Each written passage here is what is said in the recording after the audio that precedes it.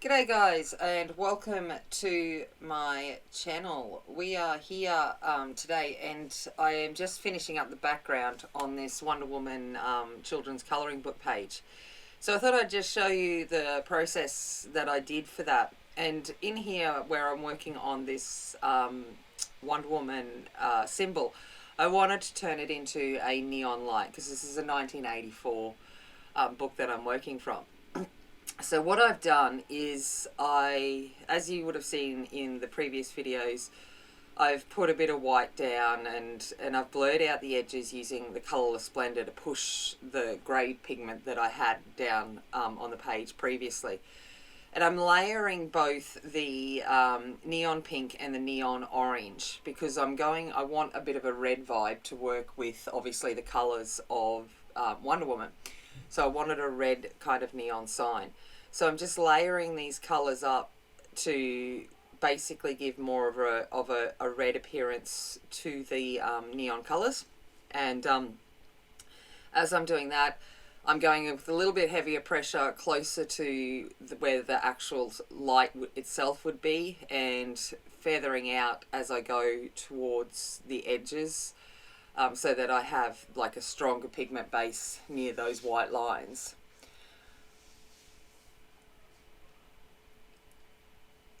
So just keep repeating that and doing it. I must admit, I really actually enjoyed the challenge of this page as to whether I could take a very simple colouring book and not so great paper and see what I could do. Here I'm coming in with the neon yellow and I'm just running that right across the edge where I'm going to come back in soon with some white. Just to, I guess give a little bit of oomph to that area. So I'm going to come in now with a white Posca, just to re-intensify the white lines that have occurred, or that are part of the light. That's the word I'm looking for, that are part of the light. So I'm just running the white Posca over that, just so we get that brighter shine from the neon light.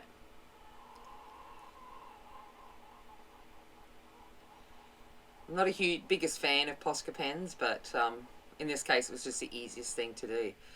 I'm just taking black now and I'm putting that in the areas between the light bulbs, because it would be, you wouldn't see any details in those areas that are part there. The light's not there, it would be in the depths of the shadow behind the light, so that's why I've used black, just to and help, I guess, the neon stick out. I'm coming over now and I'm working on the background. Now the background I just went easy. I'd already laid down this grey back with a alcohol marker, and I wasn't ever too fussy with how I was laying down the grey marker. I knew I wanted something there. I knew I wanted to go for a nighttime kind of looking look, but I hadn't decided what it was. And then I ended up using the texture, or I guess that was created by the dodgy use of the marker, to help me when I do this brick wall. So I've decided to put her, obviously that neon light, against a brick wall. Here I'm coming in with 90% cool grey, and I'm just just doing little circle lines over it. Some places a little bit darker than others, and I'm also using the light and dark of the marker laydown to my advantage, so that the brick then begins to look like it's got texture to it, as bricks do. So this is what I just repeated over the entire page. Nothing of this background, I didn't want it to be complicated. I just wanted it to place her in a scene. I like my pictures to tell a story if I can get it to tell a story. So it was all about me trying to figure out how I wanted this image to tell the story. Okay, so then we go, and I'm just using the neon yellow for this section. And running it on either sides of the white line, the same that I did with the neon sign. This is obviously her lasso of truth. So I'm just running the yellow along that, and and the sparkle bits. You know, words are hard. So that is what I'm going for here. While you're watching that, we'll have a look about in the back what's going on in the background. You'll see that some of the grade pigment has been taken away, and I've created the shape of a doorway. Now, this was, I was like, oh, I need to get rid of some of this grey, because I wanted to have the doorway look like there's going to be light coming from it. All I used for this was my colourless blender. You know, my little she be gone, as I call her. So I just went over it with my colourless blender a few times and pushed the grey pigment out through the back of the page so that the lighter or thing, I mean, obviously I clearly didn't get it all the way back to white, but I didn't really need it all the way back to white. I just needed it to have a contrast with the darker grey. And that was what I was doing in that section. So I know that sometimes we sit there and think, what use can we use colourless blender for? I've now discovered that I actually really like my colourless blender. So there's lots of different ways that I'm learning how to use it. And in this case, it was about putting in things. And I'd also run the colourless blender along this lasso of truth. So instead of going through and putting some white down and all of that, I just ran the colourless blender along, pushed the pigment out a little bit so that I had a bit more of a faded area so that my neon yellow would stand out against the grey background.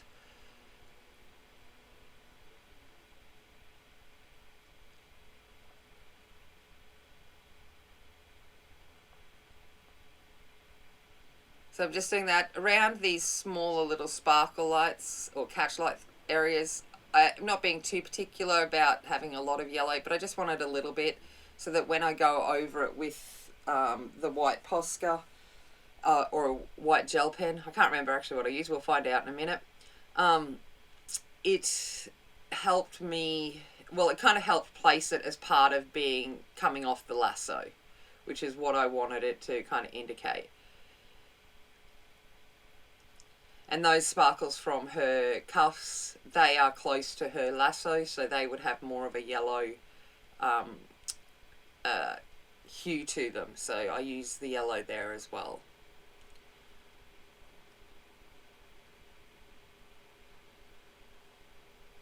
I do encourage you to, like, you know, if you've got kids or grandkids and stuff, pull out one of their colouring books and have a go with it. I use Prismas on this paper mainly because, you know, Prismas generally will work good on anything. So that was kind of what I was going for. Obviously, I was talking to someone here. It's probably one of the kids coming and asking me a question. Because I've stopped for a little bit. But, yeah, it was also interesting to see if I could do it, if that makes sense. So that was kind of what I was going for there. Okay, so now I'm coming back in, and I am actually using a white gel pen, I think. Or I might go over to, I think I stuck with the white gel pen for this just because it was thinner. And I wasn't needing to cover as big an area as the neon light. So I just used a white gel pen so I had a little bit more control. With Posca pen, it tends to just, I tend to mess that up big time. So we aren't friends. My gel pen's a little bit easier. So this is the Uniball Signo. This is one I like the best. Sometimes it's temperamental, but I actually just draw on the back of my hand, and it gets rid of any of the waxy buildup that can get there, that stops the ball from rolling, because you are going over a wax oil base. So if you just run it across or on a piece of paper, whatever it may be, it helps the ink run again. So every now and again you'll see it disappear. My phone's off to the left there, obviously watching someone else's video at that point in time, as I tend to do when I'm doing my colouring. You can pretty much be guaranteed that if I'm doing a voiceover, it's because I was using that time for myself to kind of just zone and colour and watch a video off to the side. So what I'm doing here is this is me using that colourless blender. I wanted the edge of the door to be a little bit more faded than the rest of the door. So I'm coming in and I'm pushing the pigment through. I'm not doing it to the extent that I did the doorway itself, but it's just going to help me with those transitions and stop me having to use a number of the pencils, like really work with my pencil work. I just wanted this kind of done quickly and easily. One of these days I'm going to get in the habit of doing the background first so that I don't get to the background and go, do I have to? And then it's kind of like, just, I don't know, throw something together. But yeah, this is kind of what I was doing here. I wait between, if I'm not satisfied with the amount of pigment that I've pushed out with Colourless Blender, I will stop, and I did that with the white doorway. I'll stop in between, let it dry a little bit, and then push some more through. Because if I am doing this in repetitively, it is only thin children's book paper. It will peel, and you could damage the paper. Now, this is going to look a little bit choppy at this point, because I was actually practicing, and you'll see the little duck up in the corner. I was actually practicing with Shell about doing joint streams. So I was actually, in a private stream at the moment while I was doing this, and this was just so it had something to do with my hands while we were practicing how to interlay with the cameras and things like that. What I'm going in here with is I used Deco Yellow, Cream and White. They were the three colours that I used to help create that light glow coming from the doorway. So I'm going in with the Deco Yellow and putting the majority of that further in on the doorway. Here I've decided I'm obviously not happy with the amount of pigment I've pushed out of the door edge, so I've just gone over it. Using Deco Yellow and starting to layer that into the doorway.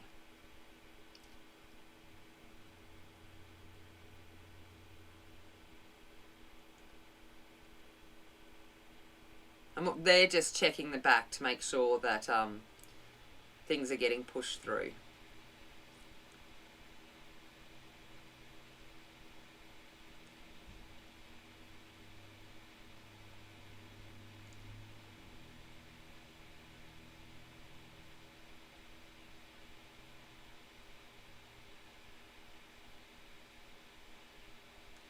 Okay, so now I'm coming in with cream, and I'm using cream to soften that yellow and bring it out towards the door itself.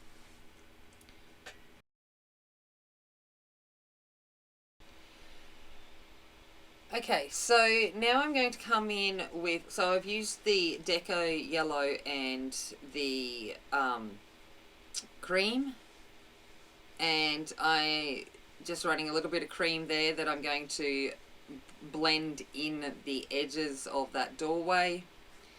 And then I'm going to come in with the white, just in those areas that I want highlighted right along the edge of the doorway. So at the moment, just using a bit of cream, and then I will lay some white over the top of that at some point. At the moment, it's just cream. I'm chatting away at the moment as well, so I'm kind of like, oh yeah, that's what I'm doing. Let's focus on that. Here we go. Here's white. I told you I was going to use white, and here it is. There's the white.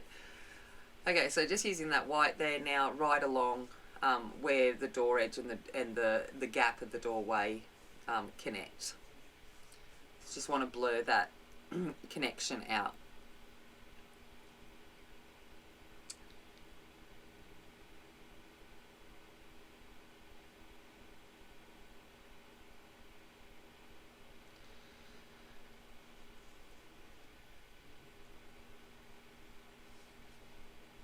So just running a few different layers over the top till I get the opacity that I was after.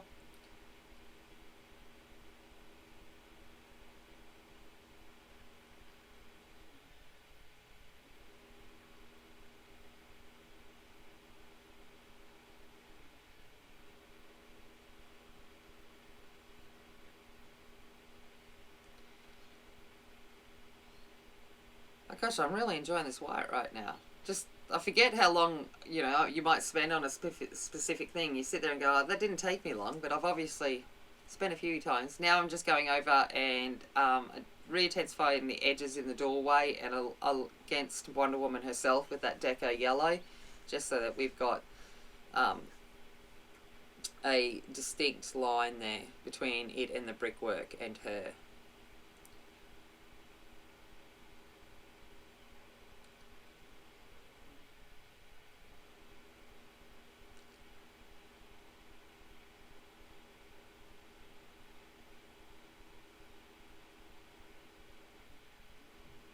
Okay, so what I'm going to start doing now is working on making the door appear that it is wedged. So to do that, I want a stronger shadow in between where the door connects to the frame and to where it's open. So I will be layering black and my cool greys. And I'm working from cool grey 90 down to cool grey 10. And that was where I worked in that transition. I wasn't being too specific about it. Again, it was just to provide some movement. Hopefully it starts to show on screen in a second. Maybe I should just cut a little bit out, which I probably will have done. So if you're watching this and I am doing what I'm saying I'm doing, then I've gone back and edited the snippet where you can't see out. And you are actually seeing what you need to do. Or what I did, not what you need to do. You know what I mean.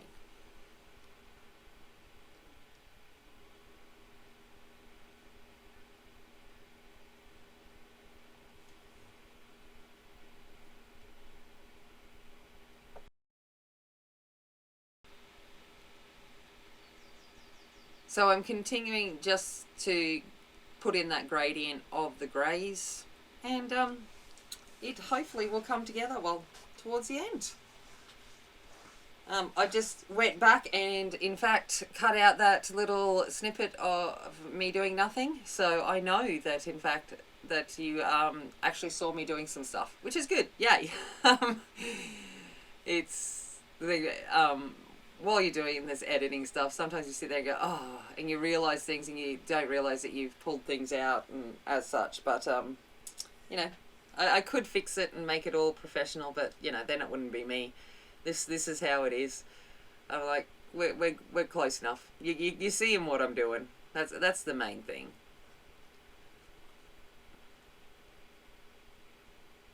And I'm so, you're so close to having it finished and edited and uploaded. You're just like, yep. This is just me in my bedroom doing, my little old things. So it's kind of how we're gonna roll. But yeah, so I'm using these greys and the blacks to start to smooth it out, because I don't want the door as such to look like the brickwork. So I am putting a little bit more colour down on this so that eventually it looks like a steel door. A steel dodgy bar door, dive door, down a dark alleyway kind of thing.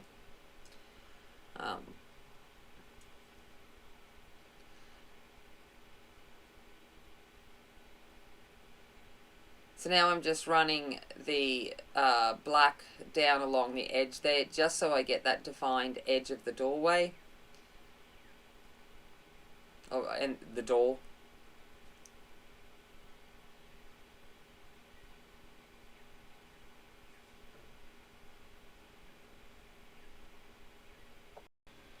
Okay, so we're back now, and you can see that I've got some of those transitions. I'm just going in again with the, now that I've got a bunch of pigment down, I'm burnishing as such with the greys. So you'll see that I've got the pencil kind of resting more on its side, and I'm using the long edge of the lead, and I'm just sweeping it over to try and get that smoother appearance. So this is just me changing it between different grey levels.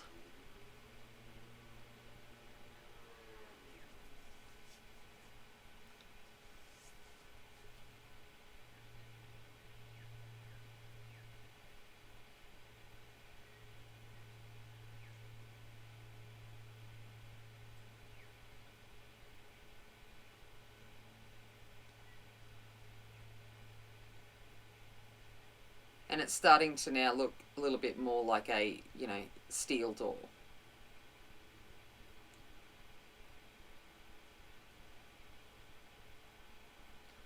I kind of think of who she's barged out of the doorway, and what she's doing. Obviously, I broke the lead there.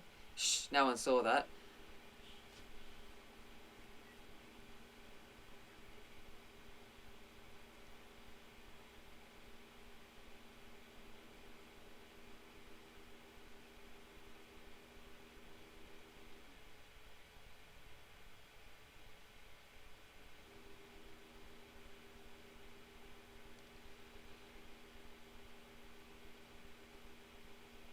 So now I've got the really light grey, so 10% grey, and that's going to help me transition between the white out to the grey of the door, give that blurred effect that we've just got the light peeking around, or you know, being reflected off that doorway edge, the door edge.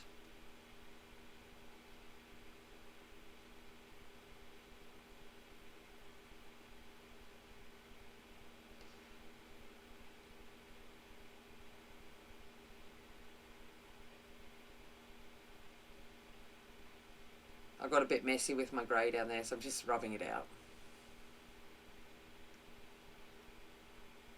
Now I'm coming in with a blender pencil, and I'm using that to further smooth that grey pigment and have them blend together.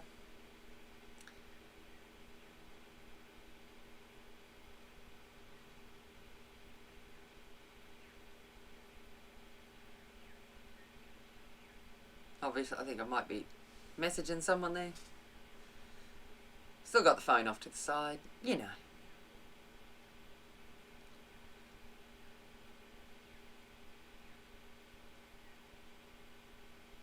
So at this point, I'm like kind of breathing a sigh of relief that the background doesn't look completely disastrous, and I haven't ruined all of the work that I've put in. I'm kind of like, whew, okay, it's going to work. It's going to hopefully at least tell the story that she's doing something badassy and kicking butt somewhere. Alright, just coming in with the deco yellow here and running that down along the edge of that brickwork and the white, just kind of showing where it would be highlighted off the edge of that brick. And I'm doing the same at the top of the brickwork, you just can't see it. But I am, I promise. Oh, I must have been doing this at night or in the morning, because I'm wearing my flannel.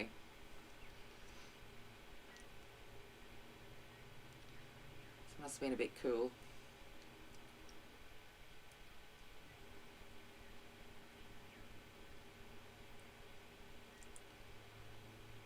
Okay, so now we're going to work on the edge border. I didn't want to leave it white, but I also, wasn't going to be anything that, you know, I wanted to spend details and all of this time on. So what I've used is I've got some glitter markers. These ones are the Giotto glitter markers. Grab the red, and I'm just throwing it down.